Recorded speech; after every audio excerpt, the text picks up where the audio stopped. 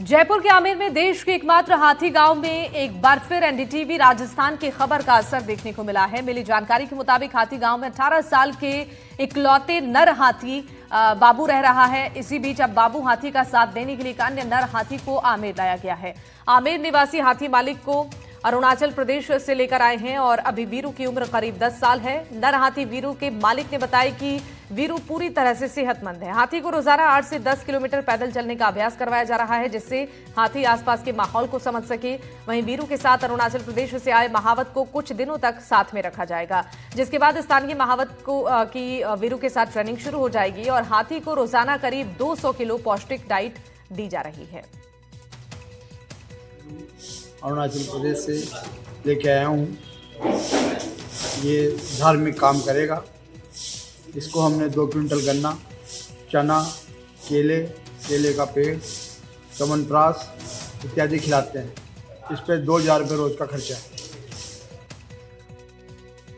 अब बीकानेर से बड़ी खबर, जहां पर तोलियासर काल भैरव मंदिर का दान पत्र खुला। तहसीलदार की मॉनिटरिंग में दान की गिनती हुई। आपको बता दें कि 60 अधिकारियों की टीम दान की गिनती में जुटी है। 36 घंटे तक दान पत्रों की गिनती होगी। 47 लाख से ज्यादा का रकम यहां चढ़ावे में मिला है। सीसीटीवी की निगरानी में दान की जा रही है और हाईकोर्ट के निर्देश पर प्रशासन मंदिर की देखभाल में जुटा हुआ है। श्री डूंगरगढ़ के ऐतिहासिक तोलियासर काल भैरव मंदिर में दान की गिनती जारी है।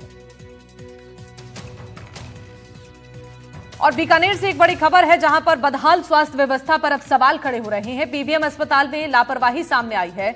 माइक्रोबायोलॉजी लैब में खुले हुए मिले हैं ब्लड सैंपल और सैंपल रखकर कल आने की पर्ची भी यहां पर रखी मिली है। अव्यवस्थाओं से स्थानीय लोग नाराज हैं और लैब में कोई भी कर्मचारी या टेक्नीशियन नजर नहीं आए।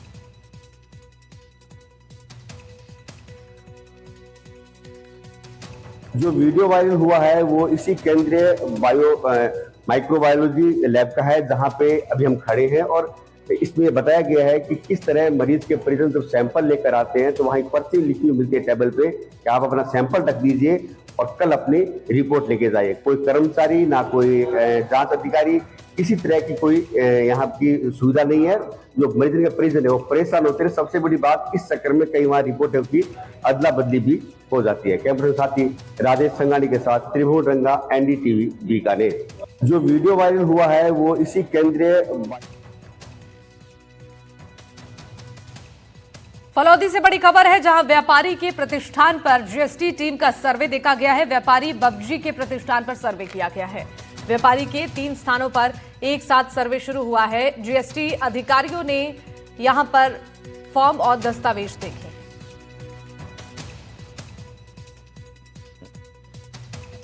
फलोदी के कृषि उपज मंडी में आज यहाँ बब्जी की जो एक फर्म है वहाँ पर जीएसटी का सर्वे बताया जा रहा है। यहाँ सुबह 11 बजे से ही जो है जीएसटी की टीम जो है विभाग की टीम जो यहाँ आई है। मैं दिखा दूँ एक बार, यहाँ पर जो है वो सर्वे बताया जा रहा है और यहाँ पर ऐसा कहना है कि यहाँ के जो सेल और यहाँ के स्टॉक वगैरह चेक किए जा रहे हैं। लगातार जो है वो कार्रवाई चल रही है, लेकिन अब तक जो है हम अधिकारियों से बात करने का हमने प्रयास किया था, लेकिन जो है अधिकारी अब तक जो है वो फर्म के अंदर हैं, दुकानों के अंदर हैं। ऐसे में हो सकता है कार्रवाई चलती होगी या क्या कुछ है उनके बाहर आने पर ही पता चलेगा। लेकिन फिलहाल मैं दिखा दूँ यहाँ पर जो है वो किसान जो आए थे वो यहाँ पर जो है इंतजार करते रहे और खासतौर से ये कार्रवाई जो है आधिकारिक चल रही है, लेकिन अब तक इसका खुलासा नहीं हुआ है कि किस तरह से है और क्या कुछ इसमें जो है सामने आया है और किस तरह से जो है वो जीएसटी का मामला है या कुछ और है। इसका खुलासा अधिकारियों के बाहर आने पर ही पता चलेगा। फिलहाल जो है वो ये जो है कृषि उपज मंडी में जो है अफरा तफरी का माहौल है और जीएसटी को लेकर ही यहाँ पर जो है वो चर्चा का